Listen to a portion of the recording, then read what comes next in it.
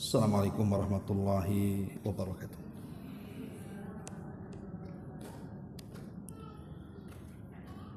Alhamdulillah wassalatu wassalamu ala rasulillah wa ala alihi wa sahbihi wa mawalah wa la hawla wa la quwata illa billahi wa ba'du. Alhamdulillah, di pagi ini kembali kita bisa duduk di Masjid Sukajadi dan kita melanjutkan kajian masih membahas kitab 175 Jalan Menuju Surga Allah Subhanahu wa Ta'ala, dan kita masuk pada poin ke-16. Kita baca hadisnya baru kita terangkan.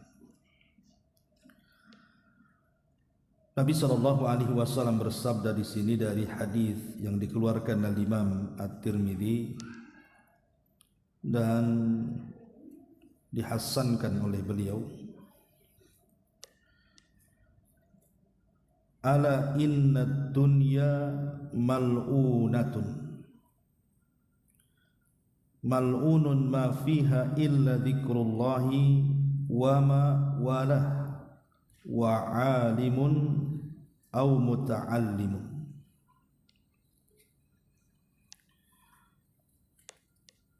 Kata Nabi SAW, ketahuilah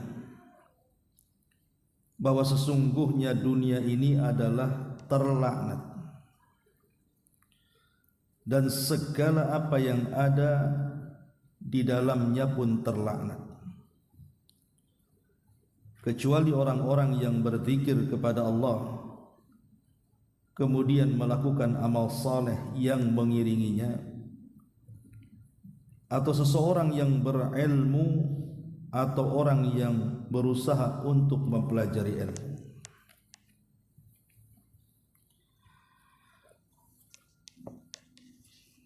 Baik, ma'asyiral muslimat yang dimuliakan Allah Subhanahu wa Ta'ala, di sini pengarang membuat bab penjelasan bahwa sungguh keutamaan dunia hanyalah dengan zikir kepada Allah, kemudian juga amal saleh dan juga ilmu. Kemudian mendasari babnya dengan hadis yang dikeluarkan Imam Tirmidzi dan dihasankan olehnya. Al-Imam Ibnu Taimiyah rahimahullahu ta'ala ketika memberikan catatan kepada hadis ini, beliau mengatakan, laisa fid dunya minal ladzati a'zam min ladzatil ilmi billahi wa dzikrihi wa ibadatihi. Kata beliau, tidak ada di dunia ini yang lebih lezat kecuali orang-orang yang mengetahui tentang Allah, kemudian berzikir kepada Allah dan senantiasa beribadah kepada Allah Subhanahu wa Ta'ala.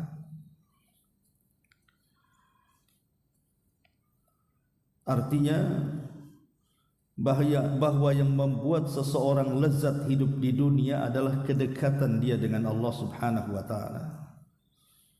Sebaliknya, ketika seseorang jauh dari Allah, maka semua akan menyempitkan hidupnya.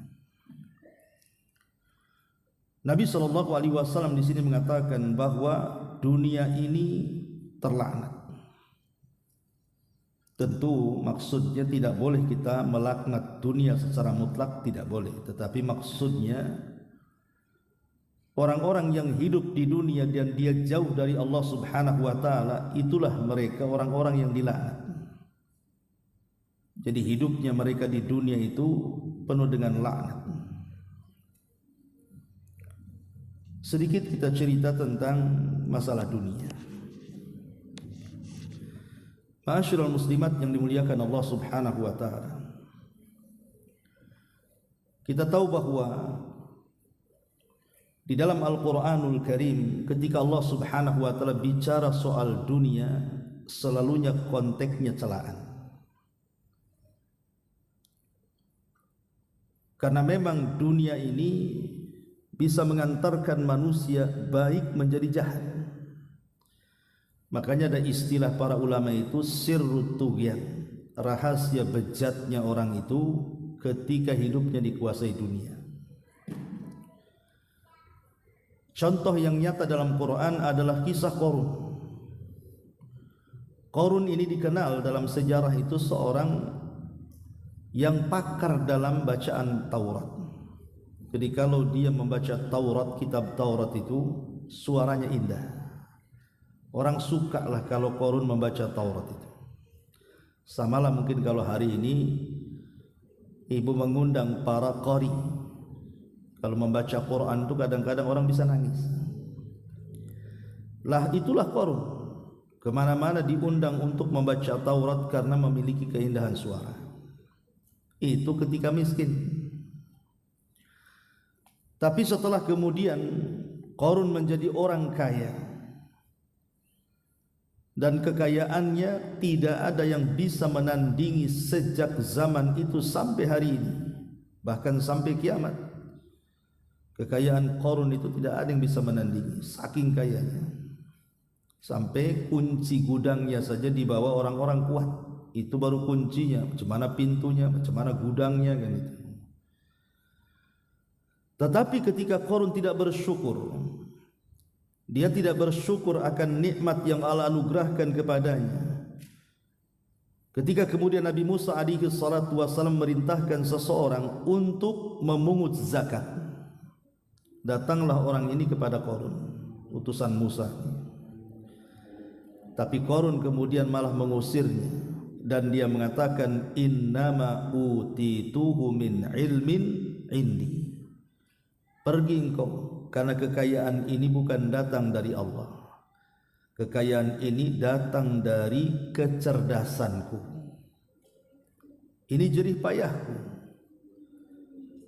Jadi Qarun menasabkan harta tidak kepada Allah. Padahal di antara rukun syukur itu adalah menasabkan semua nikmat kepada Allah. Lihat Nabi Allah Sulaiman alaihi salatu wassalam. Sulaiman juga kaya raya sama dengan Qarun. Tetapi Sulaiman alaihi salam dia mengatakan hadza min fadli rabbi. Ini semua adalah nikmat dan karunia dari Rabbku. Sulaiman tidak menasabkan kekuasaan dan hartanya kepada dirinya, tapi dia nasabkan semua datang dari Allah Azza wa Jalla. Tapi Qarun tidak. Dia merasa bahwa kekayaan itu datang dari kecerdasannya, jerih payahnya, banting tulangnya, dan sama sekali tidak ada keterlibatan Allah di dalamnya. Sehingga apa yang terjadi, maka Allah Subhanahu wa taala gambarkan dalam Al-Qur'an fa khasafna bihi wa bidarihil ardh. Maka kami tenggelamkan Qarun dan seluruh kekayaannya ke dasar bumi. Jadilah hari ini kalau nemu dompet saja dibilang harta Qarun, padahal dompet orang tuh. Setiap ngorek-ngorek apa gitu ya, kemudian ada perhiasan di dalamnya dibilang harta Qarun. Karena memang Qarun ini bukan dibicarakan dalam Islam saja. Orang-orang Yahudi juga membicarakan, orang-orang Nasrani juga membicarakan soal Qarun. Di Qarun ini luar biasa kejahatannya. Nah, ini sebuah gambaran di dalam Al-Quran bagaimana kemudian Allah Subhanahu wa taala banyak mencela dunia. Makanya di sini Rasul mengatakan ala inna dunya mal'unah. Ketahuilah dunia ini terlaknat. Ma'asyiral muslimat yang dimuliakan Allah Subhanahu wa taala. Sebenarnya kalau kita bicara tentang hakikat dunia, hakikat dunia ini dijelaskan dalam Al-Quran tepat pada surah Al-Hadid ayat 20. Ibu kalau buka surah Al-Hadid ayat 20, itulah hakikat dunia. Kita baca ayatnya. Allah Subhanahu wa taala berfirman, "I'lamu annamal hayatud dunya la'ibun wa lahwun wa zinatun wa tafakhurun bainakum wa takatsurun fil amwali wal aulad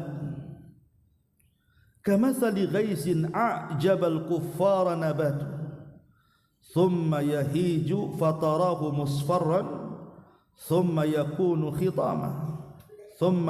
khutama wa fil akhirati adzabun syadidun wa maghfiratun minallahi wa ridwan wa mal hayatud dunya illa mata'ul ghurur.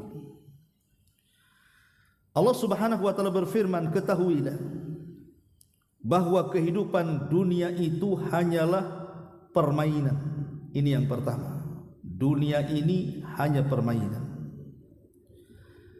Kemudian yang kedua, walahwun, kelengahan. Kemudian yang ketiga, wazinatun, perhiasan. Kemudian yang keempat, watafaqurum bainakum, saling bermegah-megahan di antara kalian. Kemudian yang kelima, watakatsurun fil amwal, saling berlomba-lomba dalam memperbanyak harta. Kemudian yang keenam, wal aulad, dan saling memperbanyak soal keturunan. Itulah hakikat dunia. Berarti ada 6. Pertama, dunia ini permainan. Yang kedua, dunia ini kelengahan. Yang ketiga, dunia ini perhiasan. Yang keempat, dunia ini hanya untuk berbangga-banggaan. Yang kelima, dunia ini hanya untuk memperbanyak harta kekayaan. Dan yang terakhir, dunia ini hanya untuk membangga-banggakan keturunan. Itulah hakikat dunia, kata ulama. Coba di dunia ini apa coba? Yang ibu lakukan ya paling di dunia ini senang-senang saja kan, jalan ke sana kemari, itulah kesenangan. Terkadang seseorang melampiaskan dalam kemaksiatan, minum khamar, berzina dan yang seterusnya. Itulah kelengahan dia. Kemudian juga mengoleksi. Ibu ngoleksi tas, ngoleksi pakaian, ngoleksi perhiasan dan yang semacamnya. Itu apa kalau bukan untuk kebanggaan?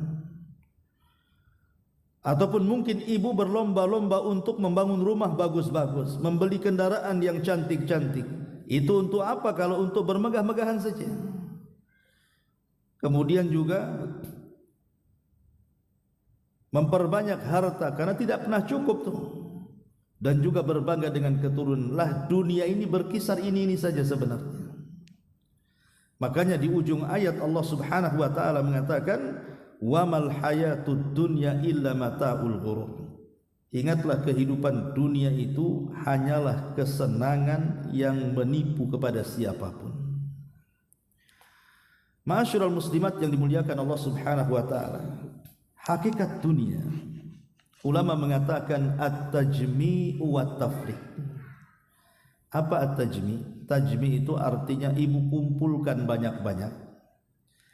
Kemudian setelah terkumpul dunia ini, at-tafriq, ibu tinggalkan pula dunia itu. Itulah dunia. Sekarang umpamanya ibu punya rumah bagus, punya kendaraan, beli tanah, ngumpulin perhiasan, kemudian uang pun tersimpan banyak di ATM. Satu hari akan datang kepada ibu itu, boleh jadi dunia yang meninggalkan ibu atau ibu yang meninggalkan dunia. Itu sebuah kepastian itu. Dunia itu cuma dua, boleh jadi dunia yang meninggalkan kita atau kita yang meninggalkan dunia. Kita lihat bencana-bencana alam di negeri kita ini. Saya pernah waktu gempa di Lombok itu, kebetulan ada amanah untuk memberikan ke sana. Subhanallah, itu satu kabupaten rata dengan tanah. Rumah-rumah yang bertingkat, tidak ada yang bisa dihuni. Bahkan yang masih tegak saja orang masuk kemudian tidur di dalam itu tidak berani. Mereka harus tidur di tenda-tenda. Kemudian sebelumnya kita lihat tsunami Aceh, kemudian gempa di Jogja, kemudian banjir di mana-mana gitu kan. Lihat rumah-rumah yang megah itu tidak bisa dihuni lagi. Itu artinya dunia yang meninggalkan kita tuh. Atau tiba-tiba kemudian mobilnya hilang, dicuri, berangkasnya dibobol, dan begitu seterusnya. Atau orang-orang yang kita cintai lebih dulu meninggalkan kita. Itulah dunia meninggalkan kita. Atau mungkin yang kedua, kita pula yang meninggalkan dunia. Rumah sudah cantik, kendaraan sudah mewah, tanah pula sudah luas. Habis itu kita tinggalkan pula tuh perhiasan. Dunia ini jadi rebutan ahli waris. Ahli warisnya dapat dengan cara halal dari kita. Kita pula kemudian ditanya-tanya di akhirat, dari mana kau dapatkan harta itu, kemana pula kau belanjakan, coba. Kan berat tuh. Makanya kemudian Nabi mengatakan, inna dunya mal'una. Dunia ini terkadang terlaknat bagi kita. Karena hakikatnya dikumpul-kumpulkan, habis itu pula ditinggalkan. Yang celakanya lagi terkadang orang ini belum meninggalkan dunia. Artinya dia masih hidup di rumah megahnya, masih memandang kendaraan mewahnya, tapi dia tidak bisa apa-apa. Boleh jadi jalan di taman indahnya, untuk ke sana saja butuh orang yang menuntunnya. Lalu apa coba nikmatnya kalau seperti itu? Dia lelah letih ya, dari kecil dia kumpulkan harta itu, setelah dapat tidak bisa dinikmati. Naik mobil saja harus disopiri. Lah ini belum mati padahal. Cemana pula sudah mati. Lah dari sini maka Nabi ingatkan sekali lagi, ala inna dunya mal'una. Ingat dunia ini terlaknat. Satu hari Umar bin Khattab radhiyallahu anhu masuk ke ruangan Nabi SAW. Kebetulan ketika itu Rasul ada masalah dengan istri-istrinya.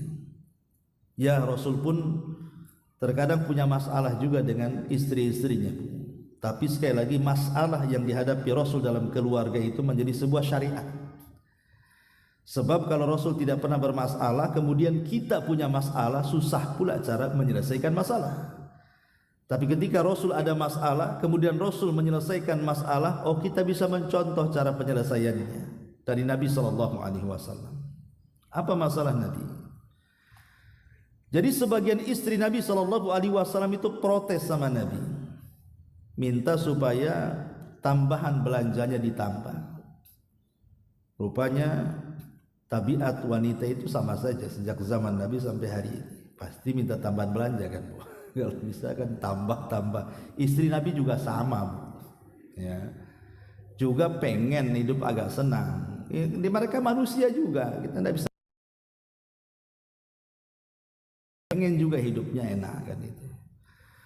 Tetapi Nabi SAW kan sudah berusaha keras menghidupi keluarganya, dan itulah kemampuan Nabi SAW. Sehingga Rasul marah. Akhirnya Nabi SAW pun kemudian tidak menggauli istrinya hampir 1 bulan. Dia pindah ruangan, tidak mau hidup bersama istrinya. Sehingga kemudian tersebar isu bahwa Nabi SAW menceraikan istri-istrinya.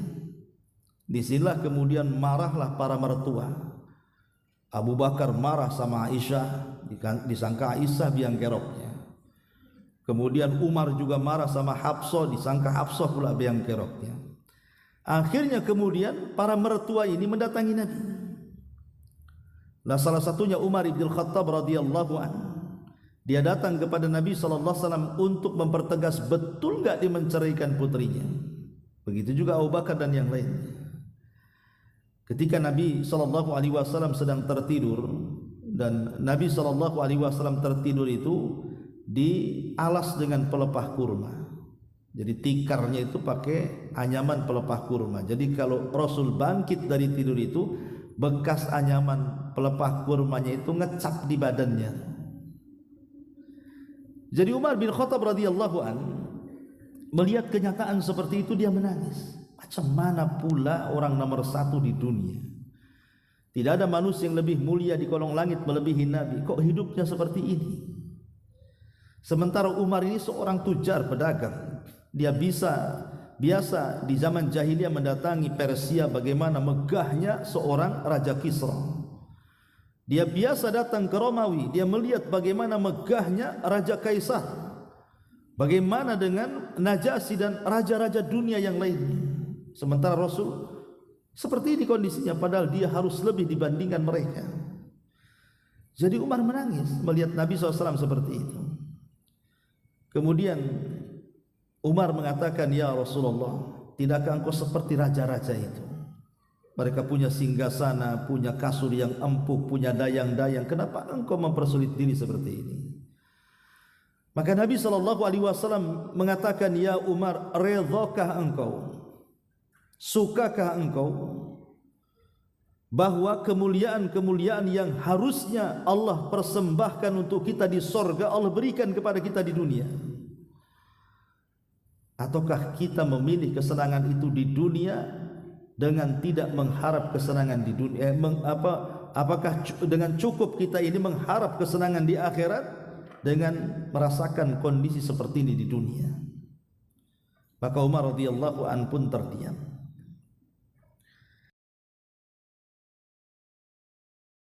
Tentang zuhudnya manusia di dunia ini. Ya, mereka itu orang-orang kafir, mereka senang di dunia karena sorga mereka di dunia gitu. Tapi sorga kita kan bukan di dunia, di akhirat. Tunggu saja, sabar, nanti kita akan mendapatkan jauh lebih baik dibandingkan yang mereka dapatkan di dunia. Dari sini Nabi SAW mengatakan, ad-dunya sijnul mu'min wa jannatul kafir. Dunia ini penjara bagi orang-orang yang beriman dan sorga bagi orang-orang kafir. Ketika seorang ulama besar namanya Al-Hafidh Ibnu Hajar Al-Asqalani, ibu kalau mengkaji kitab Bulughul Maram, itulah karya daripada Al-Hafidh Ibnu Hajar Al-Asqalani, ulama Syafi'i, ulama besar dunia. Ibnu Hajar itu dulunya seorang qadhi, qadhi di Mesir. Dialah yang suka memutuskan perkara orang-orang Mesir, qadhi hakim. Jadi satu hari Ibnu Hajar Al-Asqalani ini dia jalan-jalan ke pasar. Jalan-jalan ke pasar, namanya dia seorang ulama besar, murid-muridnya banyak gitu ya. Kemudian dia ke pasar bawa kuda, karena kendaraan di zaman itu kan pakai kuda, pakai unta gitu. Jadi dengan pakaian kerajaan yang megah gitu ya, ke pasar dia belanja. Oh, datang murid-muridnya dari mana-mana.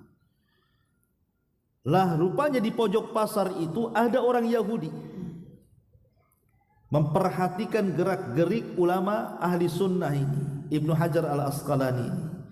Kemudian merenunglah orang Yahudi ini di pojok pasar itu. Itu siapa kok? Kendaraan kemudian dihormati orang, enak kali hidup dia. Karena orang Yahudi ini sudah kafir, belangsak lagi hidupnya, miskin dia. Jadi orang Yahudi miskin ini akhirnya ngomong sama kawannya yang muslim itu, dan dikatakan, wahai fulan, kamu tahu siapa orang itu? Enak kali hidupnya. Maka seorang muslim ini yang merupakan muridnya Ibnu Hajar juga mengatakan, dia guru kami, dia Ibnu Hajar Al-Asqalani, dia hakim kami di sini. Kemudian Yahudi miskin dia mengatakan kepada yang muslim ini, bisa enggak kau antar aku ngobrol dengan dia? Kata seorang muslim, oh tentu bisa, saya bisa antar kau ke tempat dia. Akhirnya kemudian Yahudi miskin ini diantar oleh muridnya Al-Imam Ibnu Hajar, kemudian menemui sang imam besar dunia ini. Setelah ketemu, di situ terjadi dialog empat mata. Kata Yahudi ini, wahai imam, hidupmu kok senang sekali? Kamu memiliki kendaraan yang bagus, pakaian yang megah, dihormati manusia, dapat gaji dari pemerintah, kurang apa hidupmu? Kemudian dia mengatakan, wahai imam, saya ingin bertanya satu perkara. Saya dengar dalam agamamu, nabimu mengatakan, ad-dunya sijnul mu'min wa jannatul kafir. Dunia ini penjara bagi orang yang beriman dan sorga bagi orang kafir. Apa enggak terbalik katanya? Dia mengatakan, apa tidak terbalik kan itu?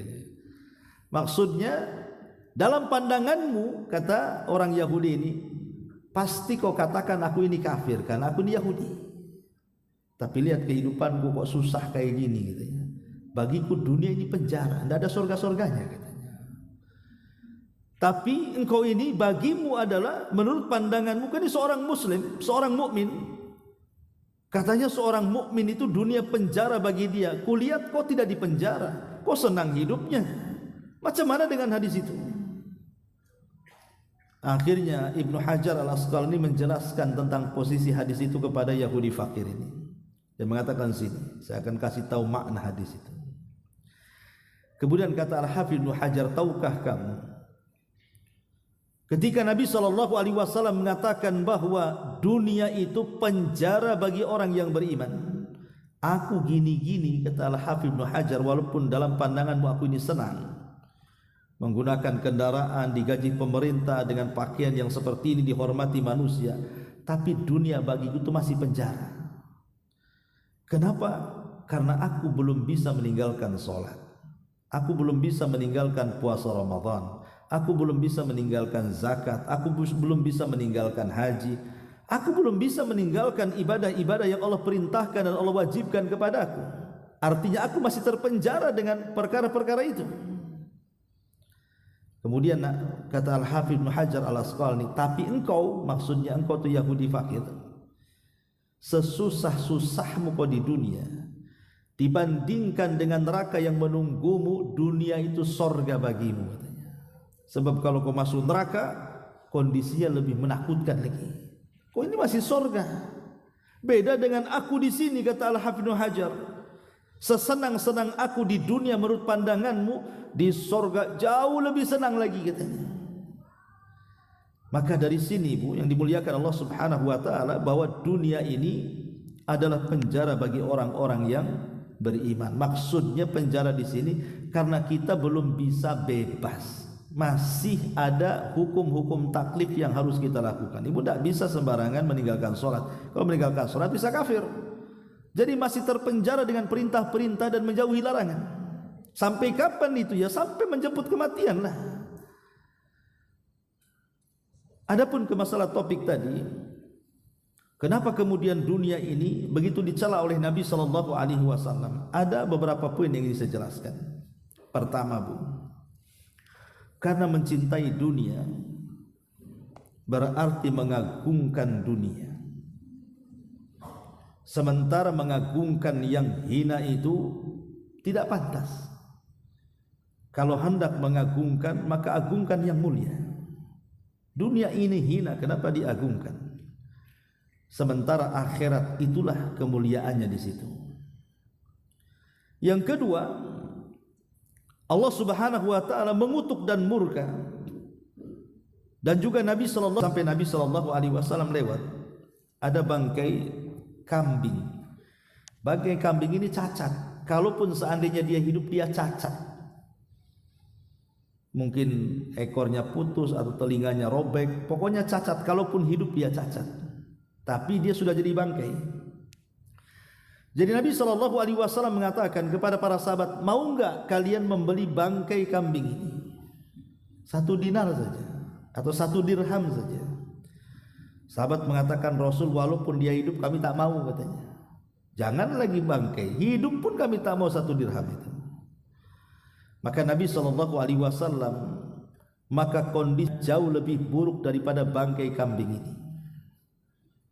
Lihat kata Nabi, bahwa dunia itu jauh lebih buruk dibandingkan bangkai kambing ini.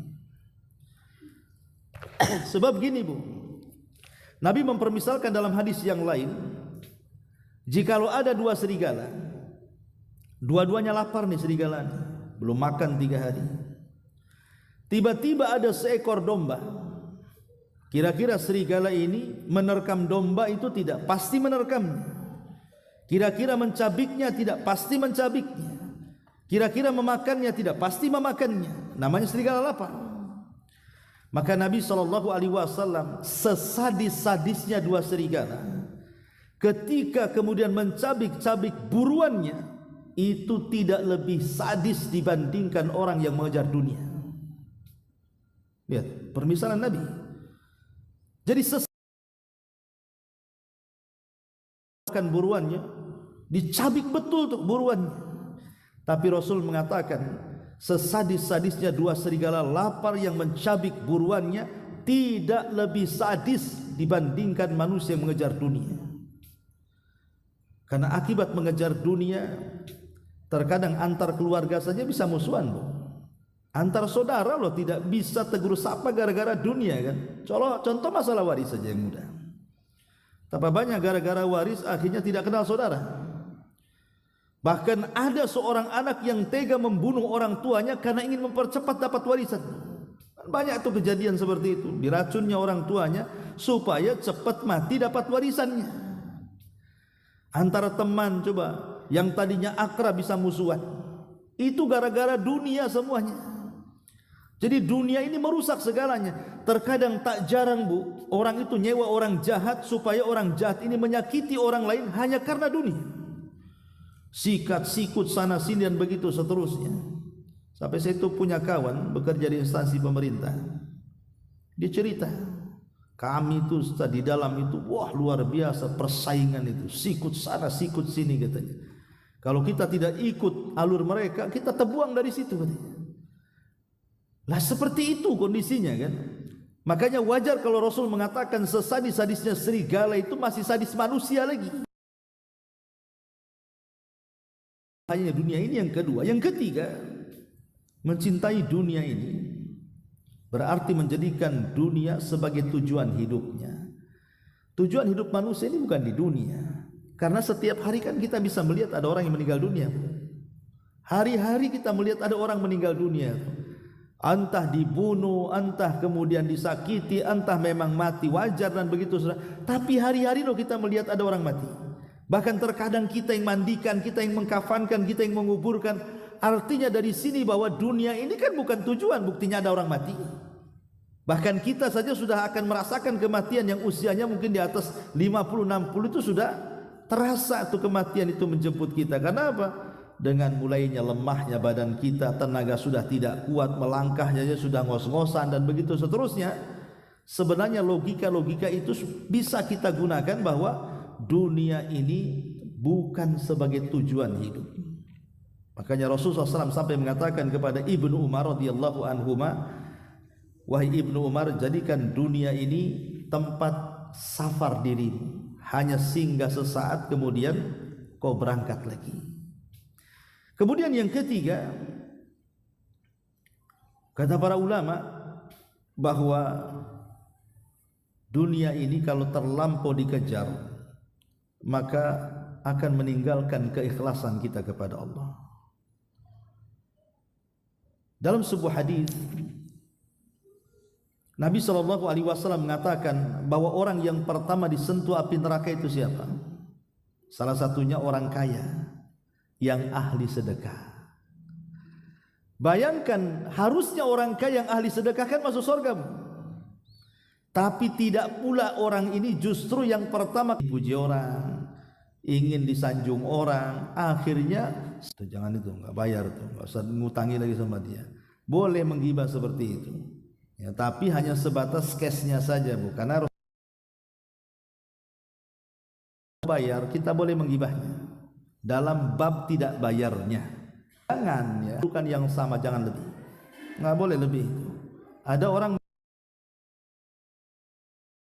kata saja, pemanya ibu dikatakan oh dasar kancil, ibu boleh membalik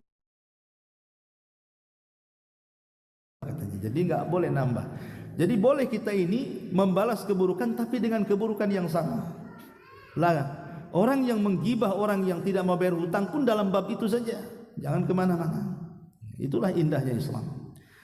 Jadi masalah dunia ini akan mencerai-beraikan ukhuwah al-imaniyah.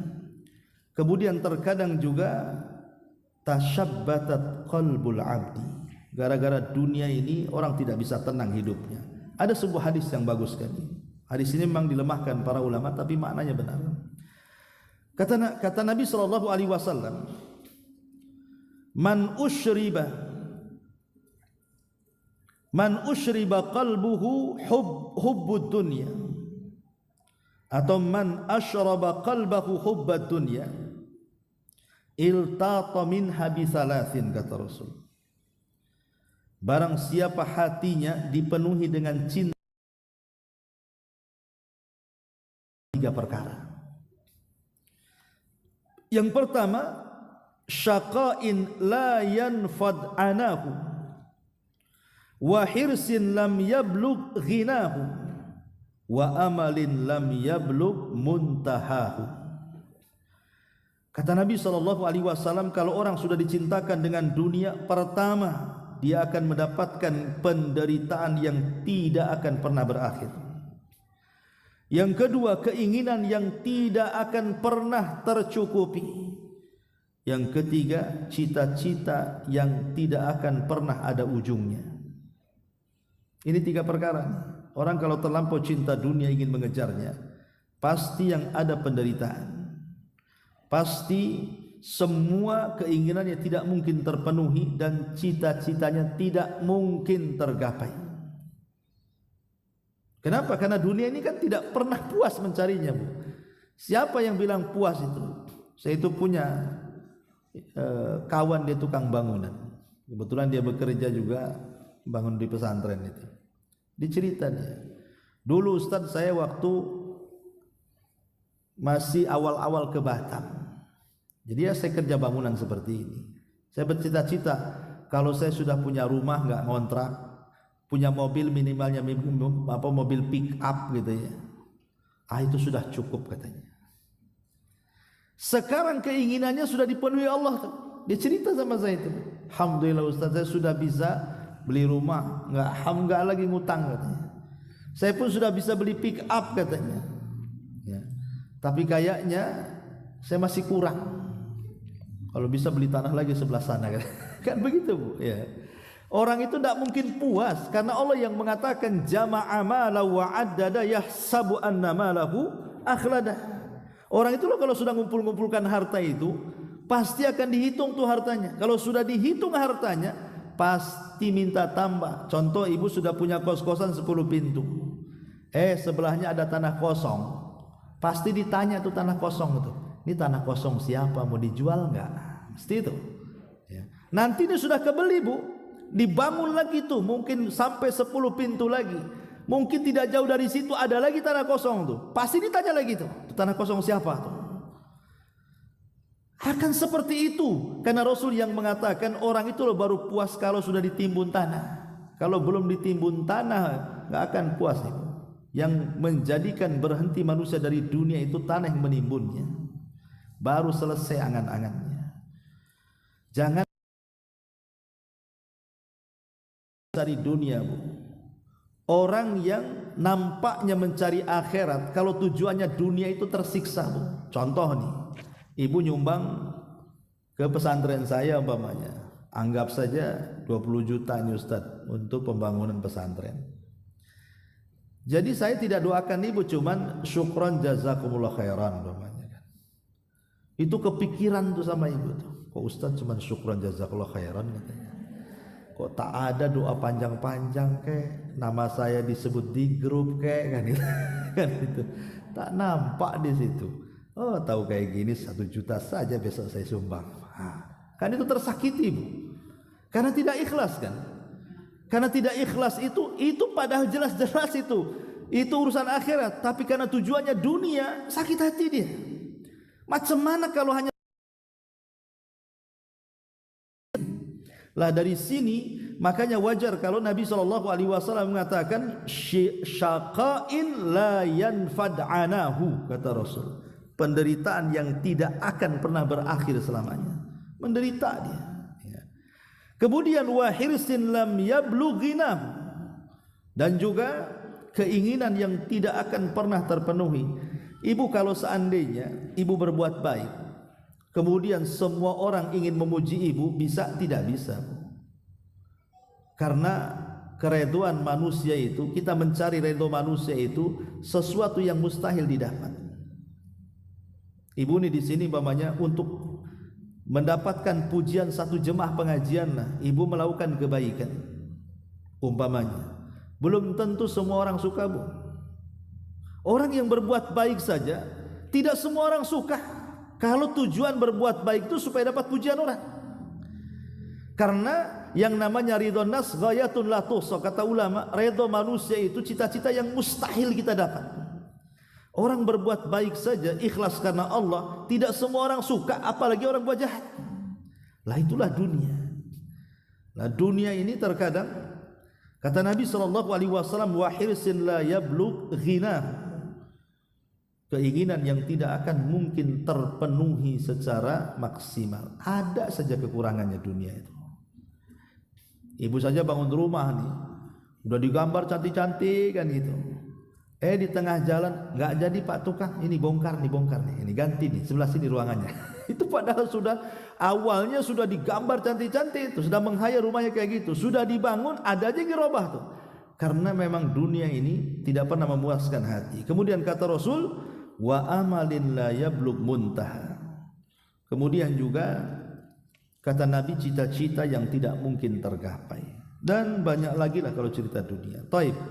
Kita balik kepada hadis yang kita bahas.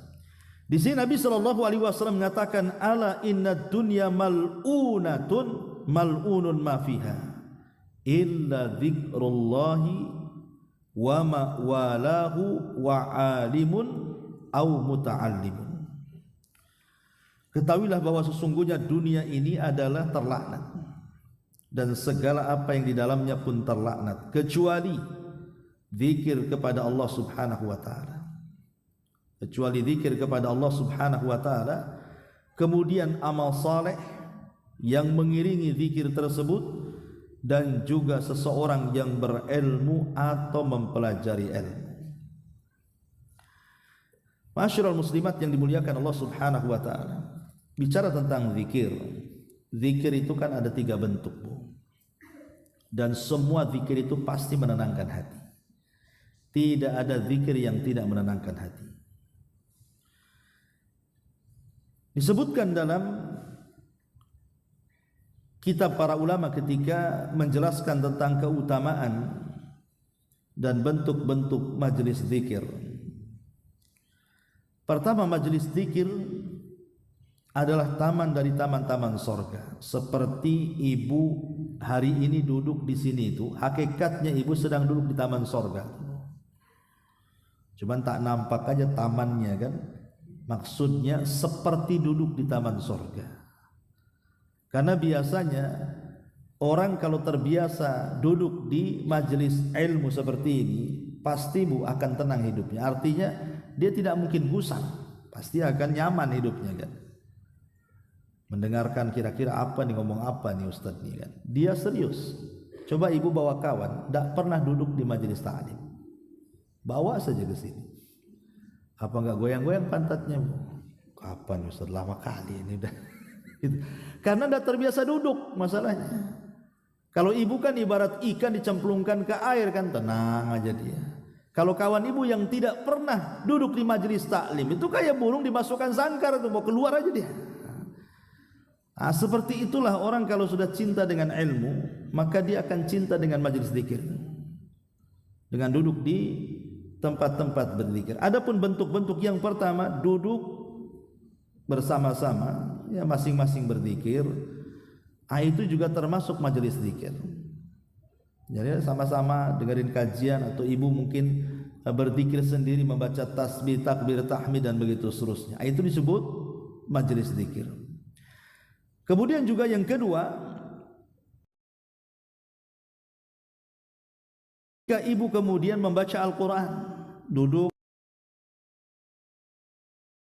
ya, maka itu pun termasuk ibu itu bermajlis di majlis zikir namanya. Atau yang ketiga, mempelajari halal dan haram, seperti ini yang saya katakan di awal tadi. Ya, mempelajari halal haram, ini boleh, ini tidak, ini perintah, ini larangan dan begitu seterusnya. Itu semua adalah bicara soal majelis zikir. Atau mungkin yang tidak bentuknya majelis, ibu pulang dari sini zikir sendirian, ketika di jalan, ketika di pasar, ketika di rumah dan begitu seterusnya. Lah zikir inilah yang akan memanfaatkan hidup kita di dunia. Makanya ada istilah hadis Nabi SAW apa? Sabaqal mufarridun. Apa sabaqal mufarridun itu? Jadi kalau ibu pulang dari sini, berdua nih naik motor boncengan, ini yang sopirnya yang di depan, dari mulai sini sampai rumah lisannya terus mengucapkan subhanallah walhamdulillah wala ilaha illallah Allahu akbar, atau subhanallah bihamdi subhanallah, terserah zikir apa. Yang di belakang sibuk pegang handphone, entah tengok apa kan, sama-sama sampai rumah. Lah kata Nabi SAW, sabaqal mufarridun, orang-orang yang lisannya tidak pernah berhenti dari zikir, justru dia akan masuk surga dibandingkan kawannya yang diam. Sama-sama pada pulang dari majelis taklim kan, sama-sama pulang dari sini nih, tapi pulangnya dan berangkatnya yang satu zikir, yang satu diam. Maka yang suka berzikir ini kata Rasul, mereka lebih mendahului kita masuk surga dibandingkan kita yang diam. Ini kan luar biasa ya. Itu kalau cerita zikir. Adapun zikir ini kenapa kemudian dikecualikan dari dunia yang terlaknat ini? Kenapa Nabi SAW memilih zikir? Karena memang zikir ini amalan yang ringan, semua orang bisa melakukannya. Ibu bisa melakukannya, bapak bisa melakukannya, anak kecil, orang remaja, orang dewasa, orang tua, orang sakit, orang sehat, orang safar, orang mukim, semua bisa melakukannya. Tidak dibatasi tempat, tidak dibatasi waktu, coba bayangkan. Semua bisa melakukannya. Tidak orang bisu, tidak orang bicara, tidak orang tuli, tidak ada orang mendengar. Semua bisa berzikir, karena zikir itu bisa dalam hati, bisa dengan lisan, bisa dengan pikiran kan. Makanya amalan zikir ini semua orang bisa melakukannya. Dari situlah Rasul SAW memprioritaskan yang pertama kali zikir. Baru setelah itu wa mawala, amalan yang mengiringi zikir, wa alimun au muta'allimun, orang alim ataupun orang belajar. Ma'asyiral muslimat yang dimuliakan Allah Subhanahu wa taala. Kenapa di sini Nabi SAW mengatakan alim wa muta'allim, orang yang berilmu dan orang yang mempelajari ilmu? Karena kalau bicara tentang perbandingan ilmu dengan dunia, itu banyak. Contohnya ilmu itu bisa menjaga kita, Bu, tapi dunia itu kita yang jaga. Kalau ibu punya ilmu, ilmu yang menjaga kita tuh. Tapi kalau kita punya harta, kita sibuk menjaga harta. Yang kedua, ilmu kalau diamalkan, Bu, itu bertambah. Harta kalau dibelanjakan pasti berkurang ya. Ilmu akan menjadi hakim yang memberikan hukum kepada kita, sementara harta itu menjadi objek hukum, dia yang terkena hukuman ya. Kemudian mencintai orang yang berilmu itu bagian daripada ibadah, tapi mencintai harta ini bisa menyesatkan orang. Kemudian juga ilmu menjadikan orang pemiliknya menjadi seseorang yang ditaati, dijadikan contoh. Tapi orang-orang kaya justru terkadang dihujat dan tidak dijadikan contoh, apalagi dia bakhil. Kemudian juga harta ataupun orang-orang yang berilmu itu,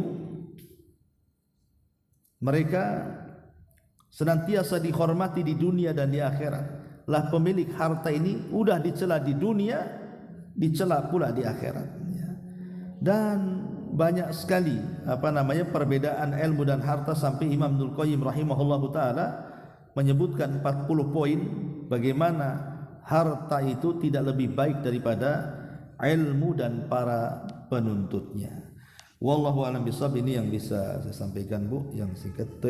Sebelum saya tutup, kalau ada yang bertanya silakan.